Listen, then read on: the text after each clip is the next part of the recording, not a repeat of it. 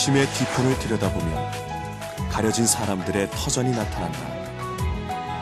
그곳은 현재의 또 다른 대한민국의 모습이자 우리의 지난 역사이기도 하다. 대한민국의 역사와 아마 비슷하게 궤를 같이 한다고 보고. 어려웠던 시절, 우리네 생활에 고난만 있었던 것은 아니었다. 작고 허름했지만 그 집은 유일한 안식처가 되어주었다. 열심히 살았던 분들의 그런 고향인 것 같아요. 세월과 함께 사라지고 철거되면서 많이 줄어들었지만 여전히 존재하는 빈민촌들. 이곳은 치욕과 가난의 역사였고 애환과 인간애가 담긴 곳이다. 그 지역의 도시 조직이라든가 생활상을 그대로 존중해주면서 살 수 있게끔 우리 한국인들이 과거를 되돌아볼 수 있는 그런 현장이기 때문에 과거 어렵던 시절, 우리네 일상의 터전이었던 판자촌. 우리의 어제와 오늘이 담긴 이 공간, 현재의 판자촌이 우리에게 던지는 의미는 무엇일까?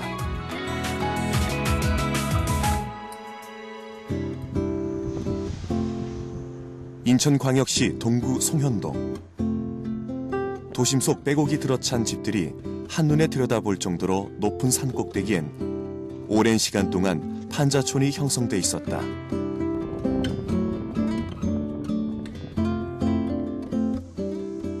지금은 동네가 사라졌지만 세월의 흔적을 담은 특별한 박물관이 하나 생겼는데 우리나라의 유일한 달동네 박물관이다.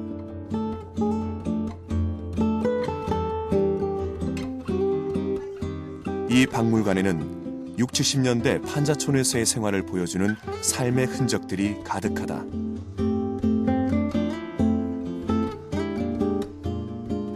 그 시절 사용했던 물건들을 통해 우리의 지난날 어려웠던 시절을 돌아보게 한다.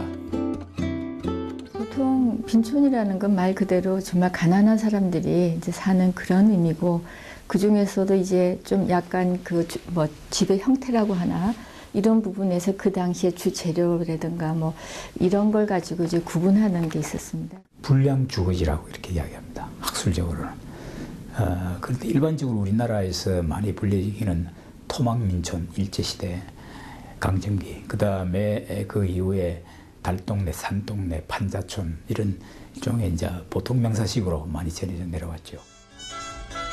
수도국산 주변은 일제 강점기 때부터 인천에서 소득 수준이 가장 낮았던 대표적 빈민가였다. 그러다 1990년대 중반부터 송현동, 송림동 일대가 개발되면서 2000년대에 와서 이 주변 달동네는 완전히 사라지게 되었다.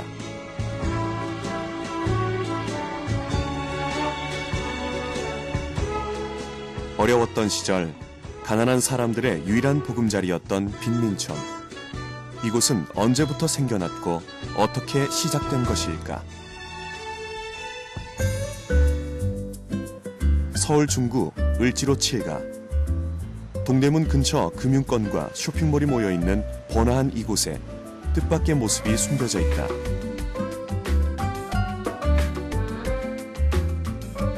높은 빌딩숲 사이를 들여다보면 현대식 건물과 어울리지 않는 옛날 기와집 집들을 볼 수 있다. 이곳이 과거 역사적인 빈촌, 황금정 칠정목의 자리인 것이다. 일본 사람들이 일종의 가구 계획을 하면서 이제 그쪽이 황금정이라는 이름을 붙여졌고 그 황금정이 붙여진 이제 그쪽이 청계천하고 이제 거기가 한양도성의 바깥 외곽이라고 보면 되거든요. 황금정 칠정목은 일제 강점기의 명칭으로 오늘날 을지로 7가에 해당한다. 이곳은 빈촌이 크게 형성된 곳이었는데 그중 광희문 주변은 특히 빈민들이 많았다.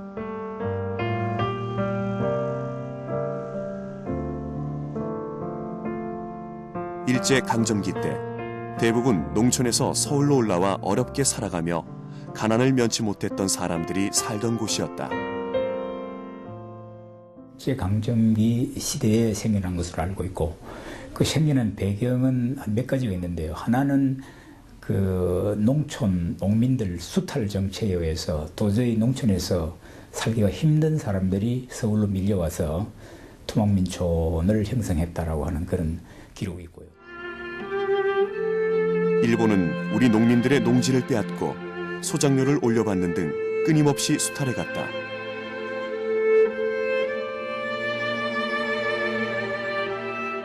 이렇게 가져간 쌀들은 모두 일본으로 가고 삶의 터전이었던 땅을 잃고 식량마저 빼앗긴 우리 농민들은 계속된 굶주림에 시달릴 수밖에 없었다.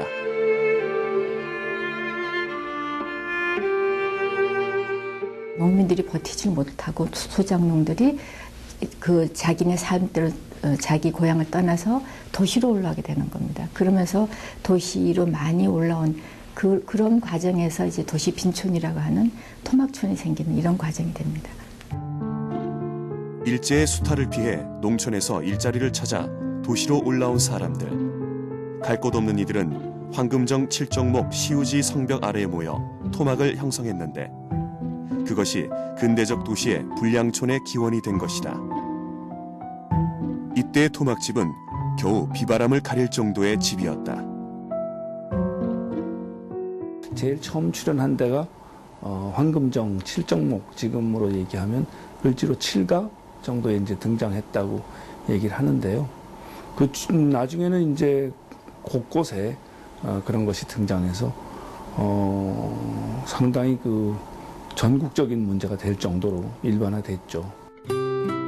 이런 토막집들은 황금정 칠정목을 비롯해 이 당시 여러 곳에 만들어졌는데 특히 청계천에서 많이 볼 수 있었다.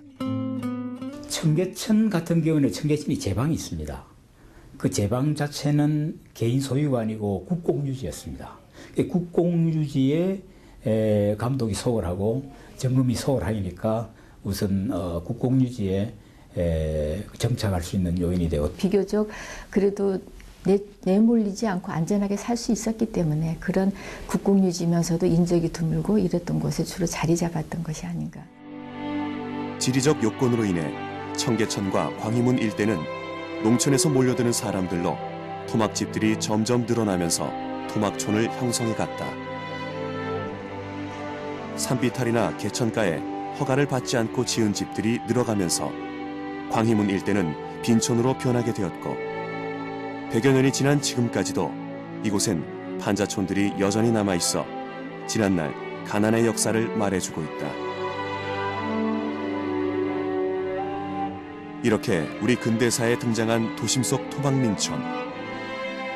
이곳들은 이후 대한민국 격동의 역사에 휩싸이게 된다. 1945년 일본의 패망과 함께 광복을 맞은 대한민국.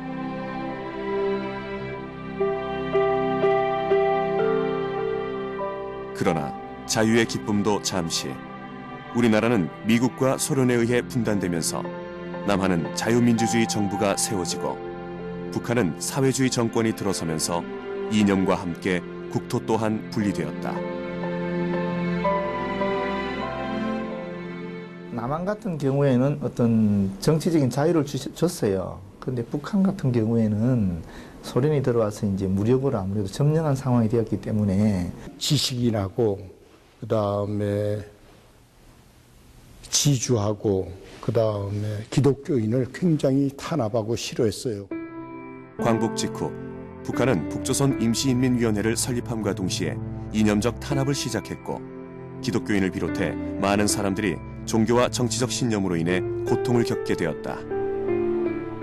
그 사람들이 굉장히 혼란이 오고 살기가 힘들어서 자연히 자유를 찾아서 종교의 자유를 찾아서 혹은 탄압이 싫어서 그래서 남쪽으로 넘어오게 되는데 그런 사람들을 우리가 보통 합해서 월남인 그러고 있습니다.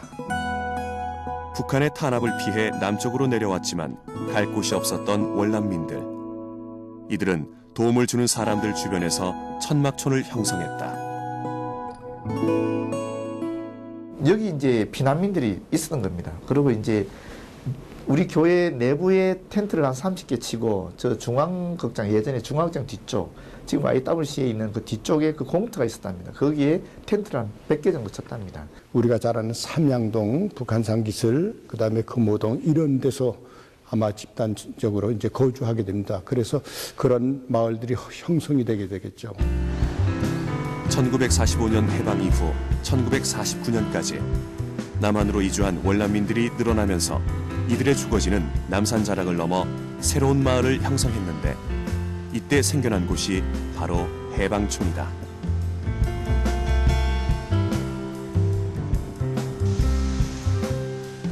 반세기가 지났지만 세월의 변화를 조금 비켜간 해방촌은 그 시절 흔적들을 지금도 느낄 수 있다. 거기가 원래는 그 남산 자락 아래이기 때문에 일본 사람들이 주로 살았습니다. 근데 일본 사람들이 이제 패망하고 난 다음에 급하게 이제 자기 살던 집을 버리고 떠났고 그러면서 거기에 다른 사람들이 이제 들어가게 되는데 보통 그걸 이제 적산가옥이라고 하거든요. 나라에 이제 공직을 맡은 사람들이 그거를 불화받거나 정부에서 주거나 아니면 그런 것도 별로 관계 안 하면 이제 자기가 뭐 점령하거나 점거하거나 조금 아는 사람들이 그러겠죠. 일제 강점기 때 남산 주변에 살던 일본인들은 전쟁의 패망과 함께 조선에서 살던 집을 버리고 급히 일본으로 돌아갔다.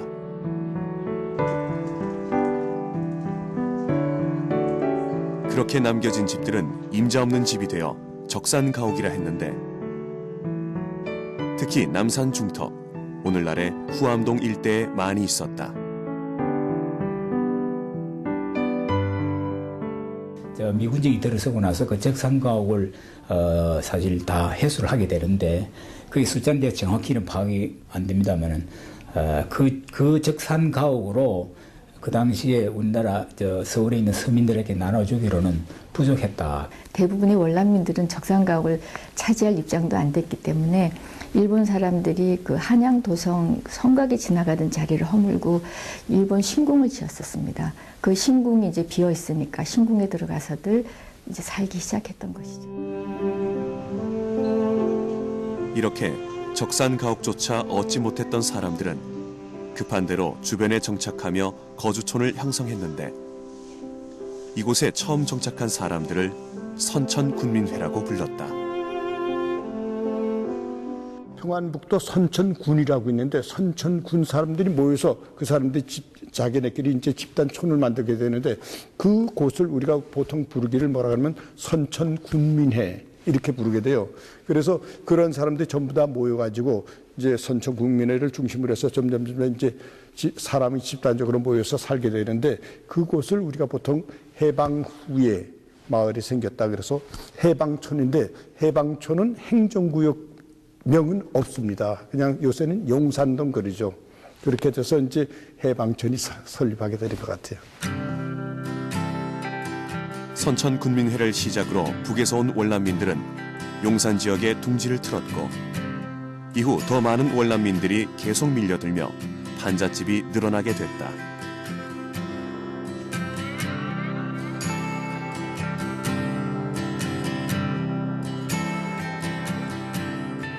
대부분의 집들이 매우 열악한 조건에서 지어졌는데 이때 비교적 나은 재료로 사용됐던 것이 시레이션이라 불리는 상자였다. 그 아시다시피 해방촌이나 그 후암동이 미군 부대하고 좀 가까웠죠. 그 시레이션이라고 하는 게 미군들이 먹는 일종의 전쟁 식량, 군인들을 위한 식량을 포장하는 그 포장 박스지요. 시레이션이란 미군들이 먹는 전투 식량을 가리키는 용어로 시레이션 박스 안에는 식량을 비롯해 갖가지 기호품들이 들어있었다. 이것저것 무슨 담배부터 시작해서 각종 그 음식들이 나오는 게 시레이션인데 시레이션을 크게 쌓는 상자가 시레이션 박스잖아요. 그게 이제 미국에서 만들었으니까 상당히 그 박스가 튼실하고 그러니까 그게 이제 건축 재료로 쓸 수 있었다는 거죠. 튼튼한 시레이션 박스는 당시 건축 자재가 전무했던 사람들에게 좋은 재료가 되었다.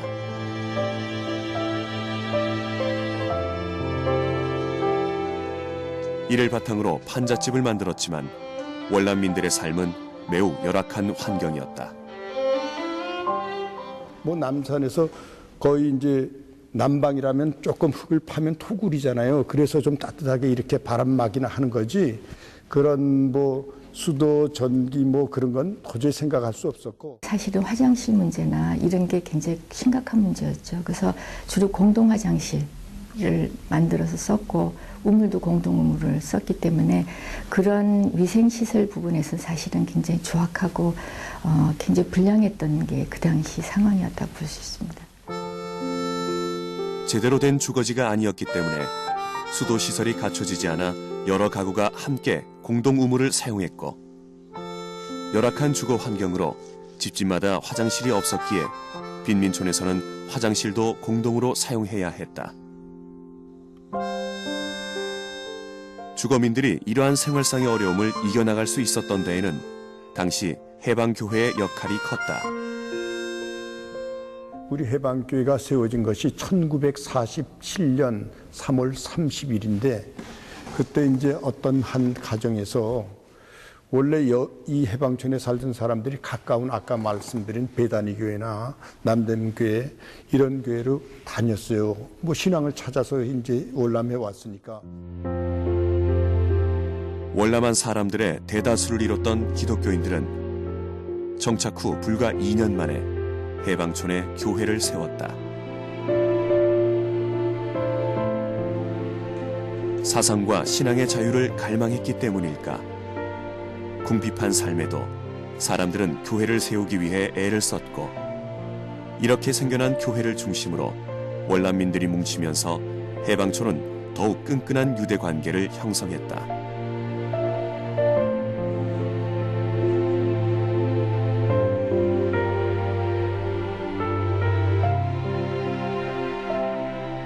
이렇게 생겨난 해방교회는 단순히 종교적인 시설을 넘어 해방촌 사람들의 생계와 일상에도 영향을 끼치게 된다.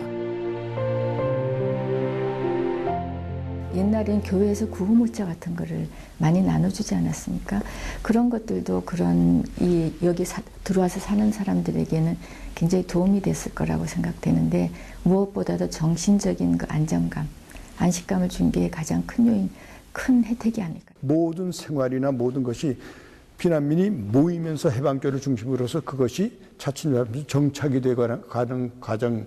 그러니까 이제 사람이 모이다 보니까 정보가 나눠지고 사람이 모이다 보니까 서로 돕고 이렇게 특히 피난민들이 그러니까 그런 것이 자연히 이루어져서 생활의 구심점이 되지 않았겠나 이렇게 생각이 됩니다. 사랑과 헌신을 몸소 실천했던 한 교회. 해방촌의 시작과 함께 탄생한 교회를 중심으로 해방촌은 이후 이어지는 대한민국 격동의 역사 속에 휩싸이게 된다.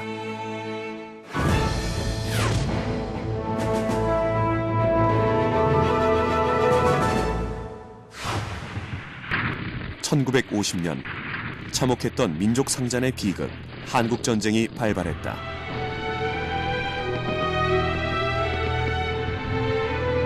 수많은 피난민들이 생겨나면서 대부분의 사람들은 생활 기반을 상실하고 급히 도시에 정착하게 되었다.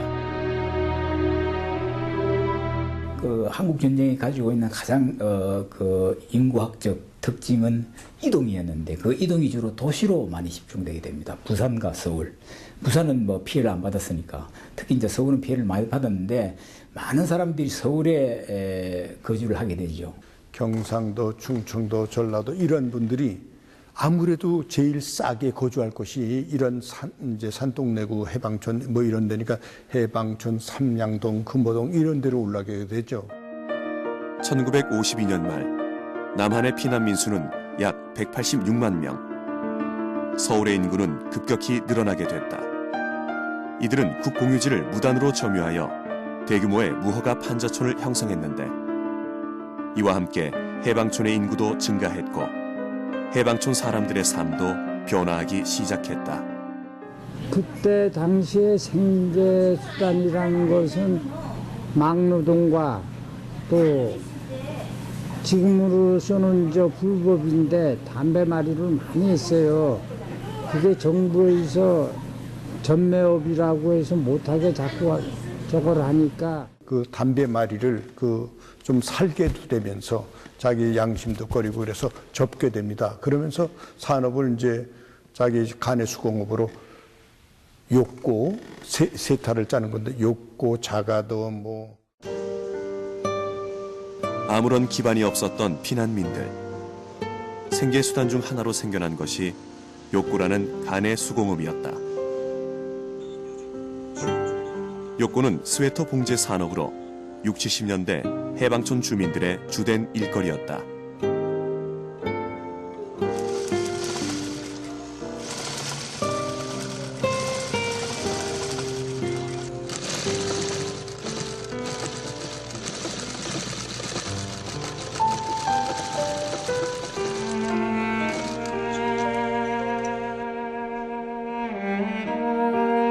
해방촌 어머니들은 재봉틀을 밤새 돌리며 생활을 꾸려나갔고,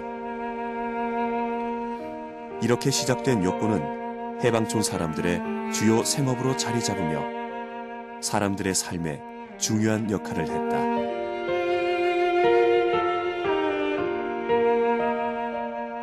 그런 기술과 또 그런 작업들을 소위 간의 수공업이죠 하게 하다가 언젠가 그 사람들이 동대문, 남대문 쪽으로 진출하게 됩니다.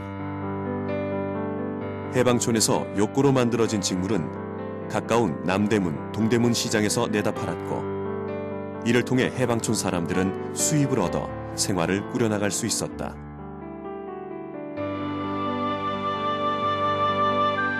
이렇게 해방촌 사람들에게 돈이 들어오면서 해방촌 내에도 물건을 사고 파는 시장이 생겨나기 시작했는데, 그게 바로 현재까지 남아있는 신흥시장이다. 신흥시장은 남대문이나 동대문과 다른 성격으로 처음 시장이 생겼을 때부터 지금까지 해방촌 사람들의 소박한 삶을 그대로 담고 있다. 남대문이나 동대문은 상당히 현대화되고 조직화되고 체계화된 시장이라 한다면은 해방촌이나 해방촌 주변에 존재하는 시장들은 정말로 재래시장이죠. 자족적인 어떤 생활권을 이루기 위해서 신흥시장이라는 것이 자연스럽게 물건들, 생필품들을 수월하게 구할 수 있는 이런 수요에 의해서 아마 자연스럽게 해방촌 내에 그런 시장이 형성되었을 것으로 보여집니다. 전쟁처럼 힘겹게 살아가던 해방촌 사람들.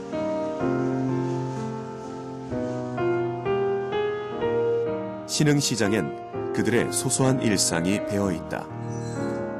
해방촌 사람들은 먹을 것과 입을 것을 이곳에서 해결하며 고단함을 풀었다. 그 당시 해방촌 시장에는 다른 시장과 구별되는 남다른 물건이 있었는데 바로 미제 물품이었다. 당시에는 아마 그 생계를 이해간다고 하는 것이 굉장히 어려운 문제였기, 당장의 큰 문제였는데, 아마 미군들이 그 당시 제공하는 그런 여러 가지 구호품들을 얻는데 수월하고, 지리적으로 수월하고 그런 요인들도 크게 작용했을 것으로 보여지고요. 쓰던 물건을 주워서 쓰는 것도 있고, 일부 미군 부대에서 흘러나오는 쓰던 물건이 아니고 새 물건을 또 해방촌에 있는 주민들이 그걸 암거래한 거죠, 쉽게 말해서. 해방촌은 미군 부대와 인접해 있어 미군들과 부대끼며 살았던 사람들도 많이 있었다. 이러다 보니 해방촌 시장에는 미군들로부터 흘러나온 물건들이 많았고, 당시 미제 제품은 귀한 대접을 받았다. 그 시절 해방촌은 미군 부대에 많은 부분 기대어 살아갈 만큼 궁핍한 생활이었다. 미군 부대에서 청소를 하다가 나오면 청소 쓰레기도 있지만 드럼통이 나와요. 그 위에 이제 짬빵 그릇인데, 옛날에는 짬빵 그릇인데 거기에 보면 제일 이제 좋은 게 식빵 잘라낸 거, 탄 거, 껍데기 잘라낸 거, 그런 것들이 부스러기들이 많이 있고, 어쩌다면 고기 덩어리도 생기고 그래요. 그런 걸 이제 조금 먹을 만한 걸 이렇게 모아서 끓여주거나 이제 주는 걸, 그게 꿀꿀이죽 어린 그릇인데 얼마나 맛있는지 몰라요. 미군 부대에서 남은 음식으로 만든 꿀꿀이죽은 당시 사람들에겐 앞다투어 먹고 싶어하는 음식이었다. 전쟁 후 해방촌은 이처럼 먹는 것 하나 제대로 먹을 수 없는 암울한 곳이었고 가난은 쉽게 벗어날 수 없는 굴레였다. 이 같은 해방촌의 삶의 모습은 문학가들과 예술가들을 통해 보여지기도 했다. 이범선의 소설 오발탄은 6.25 직후 월남한 실향민들이 극도의 궁핍 속에서 살아가는 삶의 이야기다. 어디 취직됐니? 아니 형님처럼 전작값도 안 되는 월급을 받고 남의 살림이나 계산해주란 말이에요? 여기서 해방촌이란 말은 그 이름과 달리 비참하고 가난에 찌든 삶의 공간으로 당대 사회의 비극적 현실을 암시하고 있다.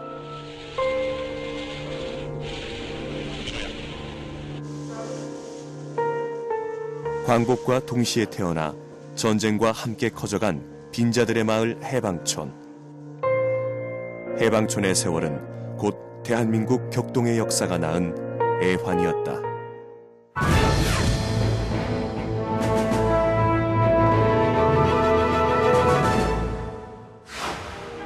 지난날 문란한 시정의 틈을 타서 도심지에 난립했던 무허가 건축물은 당국의 철거령과 주민들의 잦은 협조로서 서울을 비롯한 여러 도시에서 대부분 철거되고 있습니다. 전쟁이 끝나고 복구 작업이 이루어지고 차츰 경제가 나아지면서 도시의 미관들도 정비되기 시작했다. 그 당시에 철거하는 목적의 가장 큰 원인은 소위 도시 미화 작업, 도시를 보다 아름다운 삶의 공간으로 만들자라고 하는 그런 철학과 취지가 있었고, 두 번째는 그것이 우리나라 수도 서울의 개발의 과정이었다. 그 당시에 이제 개발연대로 옮겨가는 그런 시대였으니까. 그래서 토지 이용 관점에서 보면 그 지역은 굉장히 이용 가치가 높은 지역이었습니다. 1950년대 정부의 정책은 이주 대책 없이 철거하는 것이 주를 이루었고, 이런 정부의 정책은 당연히 효과를 거두기 어려웠다. 주로 이제 도시 개발, 택지 개발을 해야 되니까 도시가 확장돼 나가니까 하려고 하다 보면 주로 이제 그런 불법 주거지들, 국공유지들을 활용하는 경우도 많았기 때문에 개발을 해야 되니까 그 과정에서 또 불량 주거지들이 이제 헐려나가고, 아주 열악한 그 판자촌들을 아마 이제 정비하는 차원에서 그전에는 대책 없는 이제 정비, 철거 이러다 보니까 여러 가지 사회적 문제로 비화가 되고, 그래서 이제 어느 시점부터는 뭔가 그 철거를 하되 그들이 집단적으로 이주할 수 있는 공간들을 아마 우리 정부 차원에서 마련해 주는 그런 형태로 이제 진화하게 되는 거죠. 주택난 해소를 위해 62년 대한주택공사가 설립되면서 국민주택이 건설되기 시작했다. 대책 없는 철거 정책으로는 해결이 되지 않자 정부는 빈민촌 사람들에게 대체 주거지를 만들어 이동시키는 정책을 시행했다.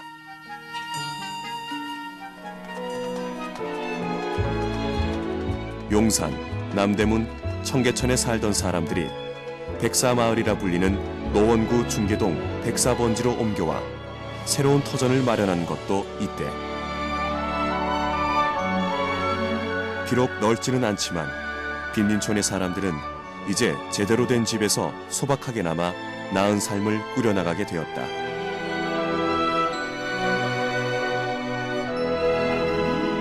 그리고 서울 불암산 자락의 이 동네를 달동네라 부르기 시작했다.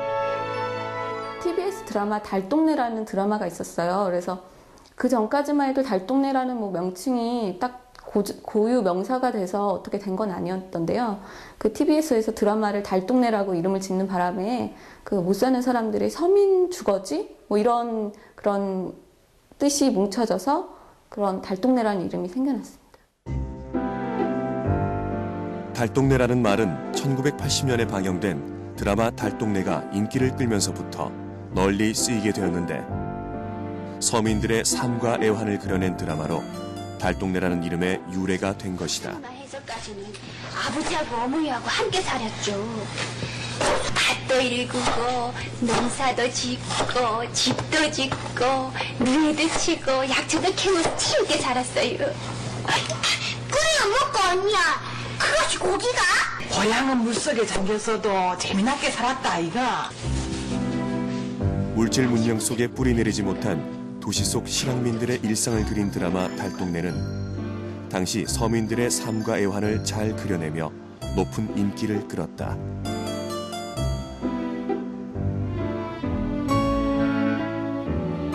가난과 빈곤의 상징이었던 달동네가 시대의 변화와 함께 도시인들의 삶 속에서 점차 따뜻하고 인간적인 공간으로 다시 태어난 것이다.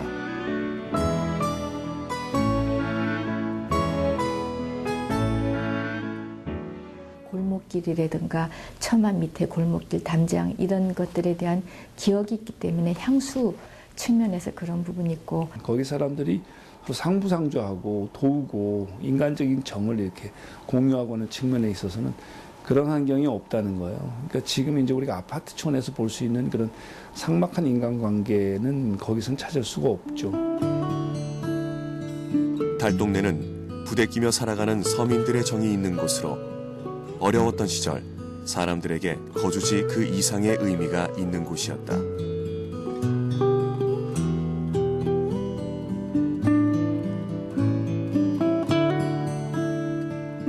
그러나 따스함과 인간미가 있었던 이곳 달동네들이 점차 모습을 감추게 되었다.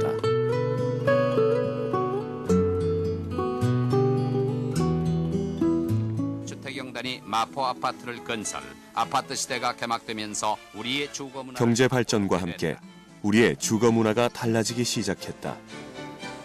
아파트가 본격적으로 들어서면서 달동네가 있는 자리를 밀어내기 시작했는데 이른바 재개발의 시대가 온 것이다.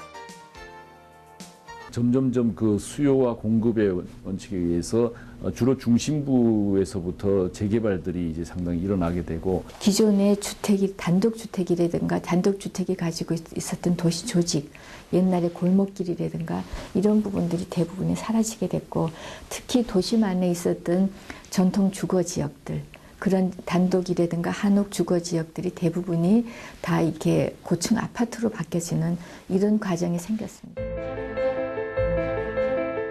아파트의 건설은 전국적으로 광범위하게 일어났고 그 속도도 빨랐다.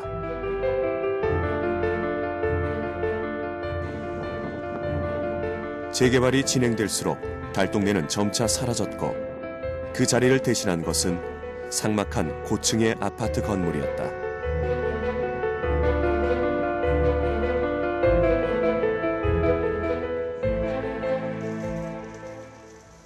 이 같은 재개발과 아파트의 증가는 아픈 상처를 남기기도 했다. 서울 강남의 화려한 아파트 뒤편 구룡마을은 마지막 남은 서울 강남의 판자촌이다.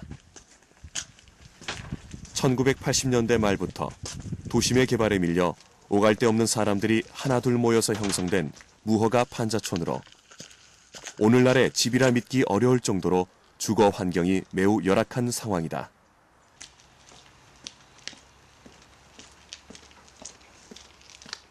구룡마을은 88년도 올림픽을 계기로 해서 서울 근교에 있는 무허가촌을 철거하다 보니까 이 동네는 그때 당시에 철거를 하지 않았어요. 주로 이제 이쪽 구룡마을 이런 쪽들로 이제 자연스럽게 모여들게 되고 점점 더 그 규모들이 이제 커지면서 현재 구룡마을 같은 형태로 남아 있는 거죠. 역사상 첫 올림픽을 개최하게 되자 경기장과 인접한 지역의 판자촌들은 일제히 재개발에 들어갔고 판자집들이 있던 곳엔 높은 아파트가 들어섰다. 점차 밀려나기 시작한 빈민들은 이곳 구룡마을로 들어와 무허가 판자집을 만들어 살기 시작했고 이곳 사람들은 지금까지도 연탄을 때우며 어렵게 살아가고 있다.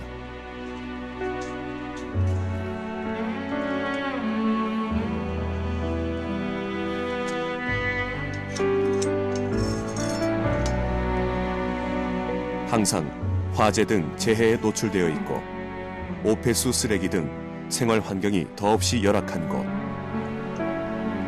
이곳은 어렵지만 행복했던 그 옛날의 빈촌은 아닌 듯하다.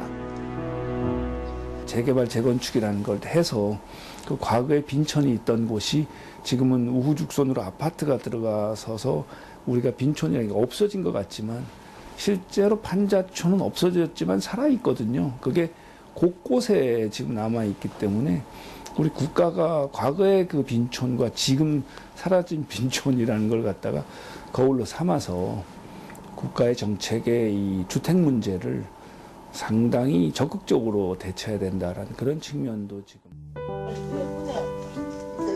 재개발과 도시의 빠른 성장 과정에서 어두운 무대 뒤편으로 밀려난 사람들. 도시 외곽의 달동네는 개발의 요지가 되면서 달동네 판잣집이 전면 철거되고 빈곤층은 그곳에서 더 이상 살 수 없게 되었다.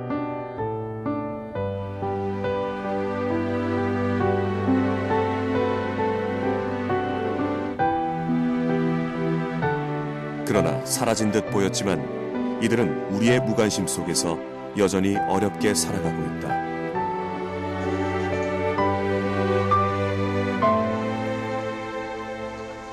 그렇다면 용산의 해방촌은 경제 성장 속에서 재개발을 피해 어떻게 지금까지 그 자리를 지킬 수 있었을까?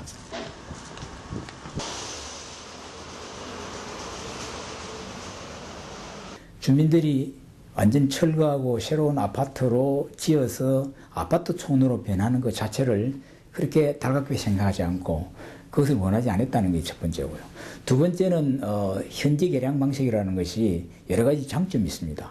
첫째는 그 커뮤니티, 그 공동체를 유지할 수 있다는 것. 두 번째는 그 사람들이 주거 이동이 없이 그 자리에 살 수 있다는 것. 본인들의 그 경제력의 축적 과정하고 그러면서 집의 주거 환경이나 그걸 바꿔나갈 수 있는 그거를 그 시기가 그대로 자연스럽게 형성될 수 있게끔 기다려준 데 있지 않나 하는 생각이 듭니다. 서둘러 재개발을 하지 않았던 해방촌은 점차 주민들의 경제력이 성장하면서 스스로 주거 환경을 개선해 나갔다. 급격히 개발했다면 열악한 상황에 있던 사람들은 또다시 다른 곳으로 밀려나며 빈곤한 삶을 면치 못했겠지만 이곳의 사람들은 자신들의 삶을 스스로 개척해 나가며 해방촌의 모습도 바꿔나간 것이다.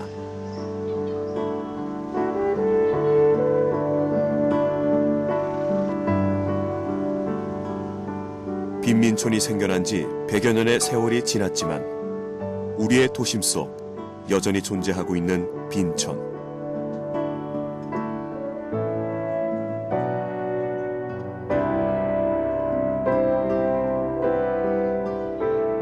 이 동네가 오늘날 우리에게 던지는 의미는 무엇일까?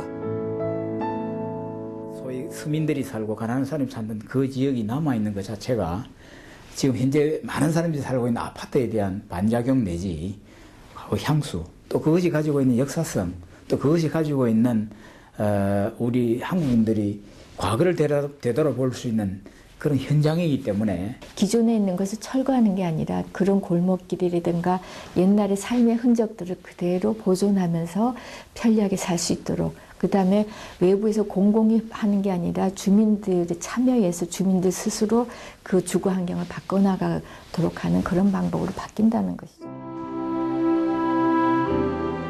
토막민촌에서 판자촌, 그리고 달동네에서 빈민촌으로 이어져 온 어려운 사람들의 고달픈 인생사.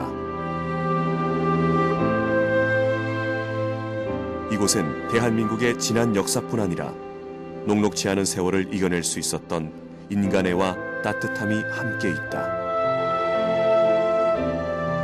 노동자들이 살았던 그런 하나의 고향이었던 거죠. 달동네 못 사는 지역이라고 생각하면 어린 시절엔 부끄러웠지만 지금 생각하면 그게 이제 부끄럽지 않고 정감 있는 고향으로 남아있는. 실제로 우리가 이제 그 많은 역사 속에서 우리의 그 근대화의 과정 속에서 판자촌만큼 따뜻한 인간의 주거의 본연의 모습을 볼 수 있을까, 그렇게 생각이 돼요. 일제강점기 일본의 수탈을 피해 광복과 한국전쟁이라는 다사다난한 역사를 거치고 근대화 시대 경제개발 속 재개발에 밀리며 삶의 터전을 계속해서 옮겨간 우리의 이웃들. 낡고 작은 집이지만 따스한 정과 뜨거운 인간애가 남아있어 여전히 추억과 향수가 느껴지는 동네. 지금의 빈민촌에선 모두가 가난했지만 아름다웠던 그때 그 시절의 향수는 이제 점차 사라져가고 있다. 그럼에도 여전히 우리 곁에 남아 각박해져가는 도시인의 삶에 인간미를 더해준 추억 어린 공간. 그곳은 차가운 도시를 살아가는 우리 모두의 고향이 아닐까.